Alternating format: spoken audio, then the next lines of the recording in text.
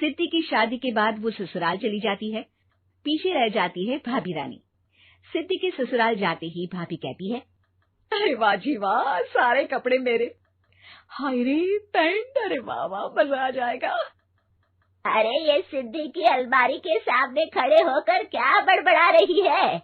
जा जाकर देख मेहमानों को विदाई की मिठाई मिली कि नहीं। अब हाँ माँ जी, क्यों नहीं, लेकिन पहले कपड़े तो बदल लूं।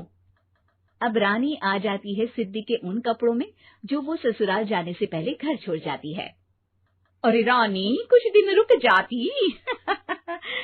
अरे ये तो सिद्धि बिटिया को मैंने ही दिया था, बड़ा ही फबता था उस पर, तुझ पर तो कुछ खास नहीं लग रहा।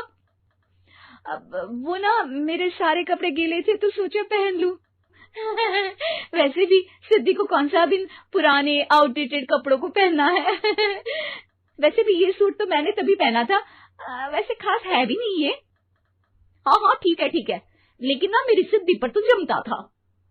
सारे मेहमान चले जाते हैं और सिद्धि ससुराल से मायके पहली बार आती है।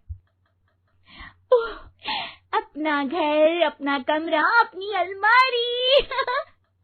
ये बोलकर जैसे ही सिद्धि अलमारी खोलती है तो सामने उसके कपड़ों की जगह कुछ और ही रखा होता है। माँ, ओ माँ, जरा कमरे में तो आना। सास और रानी वहां पहुंच जाते हैं। रानी ने पहनी होती है सिद्धि की जींस और टी शर्ट। अरे भाभी, ये क्या? ये तो मेरी बड़ी ही महंगी टी शर्ट है, इसे आपने घर में क्यों पहनी है? अरे बहुत मिलती है दीदी ये चौक की मार्केट में, 150 में। ओ भाभी प्लीज, ये एरोपोस्टल है, 2000 की एक टी शर्ट। ओहो, 2000 में तो दीदी 4 साड़ी आ जाए। अब क्या बोलूं? भाभी, ये मेरी अलमारी में छोटू के कपड़े, तो मेरे कपड़े कहाँ हैं? मेरी अलमारी में? अब दीदी आपको कौन से पुराने कपड़े पहनने थे? माना भाभी, लेकिन मैं जब घर आती तो यही सब पहनती ना। अरे तुम तो बड़ी कंजूस हो दीदी। खैर, वक्त आता है जब सिद्धि ससुराल के लिए रवाना हो रही होती है।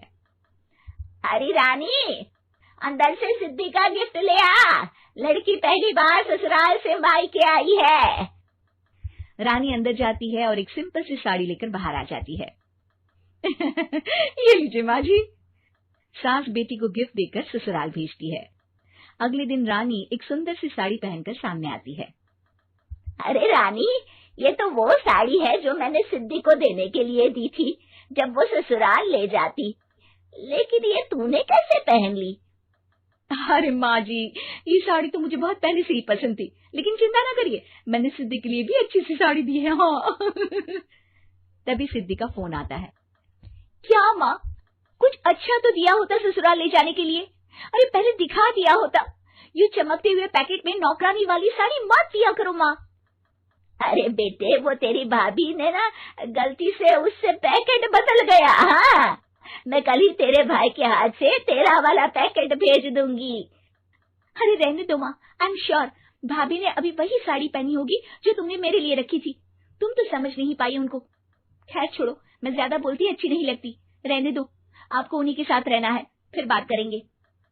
सास को रानी पर गुस्सा आ जाता है। वो उसके कमरे में जाती है जहाँ वो शादी का एल्बम देख रही होती है। रानी, मार्केट जाकर एक ऐसी ही साड़ी लेकर आ, कल प्रतीक जाकर सिद्धि के घर दे आएगा। अरे क्यों माँ जी, कितनी साड़ी देनी है दीदी को? यहाँ कोई सेल लगी है क्या? अरे चुप कर, मेरे बेटी के हिस्से की साड़ी खुद पहन ली, अब ज्यादा ज्ञान बांट रही है। एक दिन सिद्धि का फोन आता है। माँ, मेरी सास ने आप सबको खाने पर बुलाया है। सारे लोग सिद्धि के ससुराल पहुंचते हैं। खाना खाकर वो लोग निकल रहे होते हैं कि सिद्धि की सास सभी को गिफ्ट देती है। अरे बहन जी, बेटी के घर का खाना खा लिया, यही बहुत है जो आप ऊपर से गिफ्ट भी दे रही है।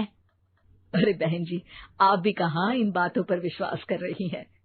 सास सभी को गिफ्ट देती है, लेकिन रानी को जो साड़ी देती है वो अजीब सी हरे रंग की, लाल रंग की बड़ी छाप वाली होती है। अरे छी, ये कौन पहनेगा? सासू माँ को तो जरी वाली इतनी सुंदर, और मेरे लिए ये नौकरानी वाली। अरे भाभी, दरअसल मैं जब भी घर आती थी आप वापसी में ऐसी ही साड़ी देती थी ना, तो माँ ने सोचा कि आपको आपकी पसंद की ही साड़ी क्यों ना दी जाए। बेचारी रानी, बोलती भी तो क्या। सिद्धि और सास रानी का चेहरा देखकर हंसने लगती है, तो रानी समझ जाती है कि अपने ही बिछाए जाल में वो फंस चुकी है।